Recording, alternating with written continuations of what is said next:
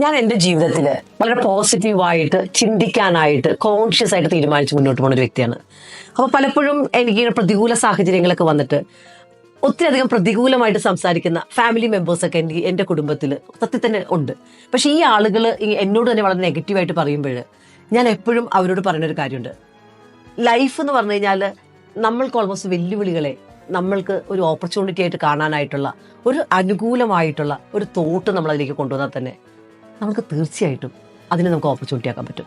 അപ്പോൾ അതുകൊണ്ട് തന്നെ എനിക്ക് തന്നെ എത്ര പ്രശ്നങ്ങൾ വന്നാലും ആ പ്രശ്നങ്ങളെയൊക്കെ ഞാൻ കാണുന്ന രീതി തന്നെ അതെനിക്കൊരു ഓപ്പർച്യൂണിറ്റി ആണെന്നുള്ള രീതിയിലാണ്. അപ്പോൾ ഞാൻ നിങ്ങളോട് പറയുവാണ്, നിങ്ങളുടെ ജീവിതത്തിൽ വളരെ അധികം പ്രതിസന്ധിയിലാണ് പെട്ടേക്കണമെങ്കിൽ നിങ്ങൾ മനസ്സിലാക്കുക, നിങ്ങളുടെ ചിന്തയൊന്ന് മാറ്റുക.